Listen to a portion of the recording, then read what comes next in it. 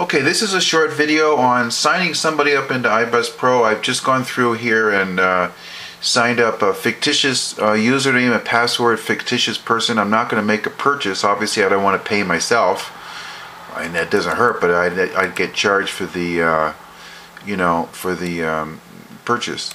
Okay, so then they go in, they fill out the, name and their name and their phone number and their username and their password. Okay, so then they click submit, and then they're going to go down here. Now this is going to be their marketing site right here. This is the username for their marketing site. They're going to get a different username to get into their voice broadcasting system, which I cover on one of the videos in this section. But let me just show you how we do this. So click here to join iBuzz Pro to complete steps 1 to 3. Okay, so then they have here, it's a normal payment. Okay, so that's what they're going to do. I'm already qualified, so I can't make these purchases, but they're going to have basically 2 payments if you're qualified. If you're not qualified, they're going to be 3 payments. One is $250 to you, one is $250 to your sponsor, and this one here is $77.98. This is the $50 activation fee, and the first $27.98 for the first month. And then there's going to be a third purchase they have to make, which is their subscription payment for the monthly. So they're going to make either 3 or 4 payments depending on your status of being qualified or not qualified. Okay, so we're just going to click this here, and then it's going to ask them to edit their profile. This is really, really, really important here. Okay, so they're going to fill in this information, and you have to make sure that they understand that it should be filled out with the exact same information that's on the billing statement from the credit card that they're going to use. Okay? Now, if they make a mistake here, it's okay. If they make a mistake with their email address or something like that, this is not really crucial because they can go back in here and change it. Although you definitely want them to go slow and be accurate. Be accurate. And if you're on the phone with them, you're walking them through this. As much as I can, I like to be on the phone with people when I walk them through the purchasing process.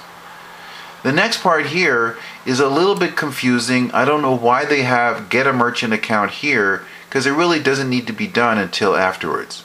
So you have them go to the bottom and click submit to change.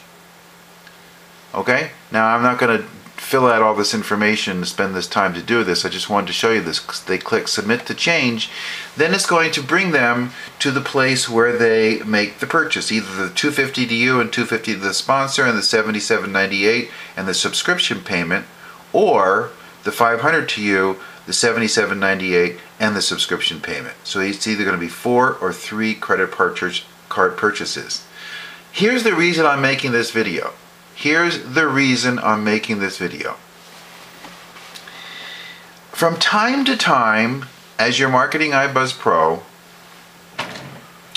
a person will attempt to make a purchase here, and the transaction will be either canceled or there'll be a system error. It's called a system error. And I can tell you that it is not a system error. It is an error of the person who's putting in the credit card information. They're going too fast. They put in a wrong digit, or they put in a wrong expiration date. They're not copying off their credit card accurately enough. And the transaction fails. And people think in the beginning, what's wrong with this system? How come it won't take the credit card purchase?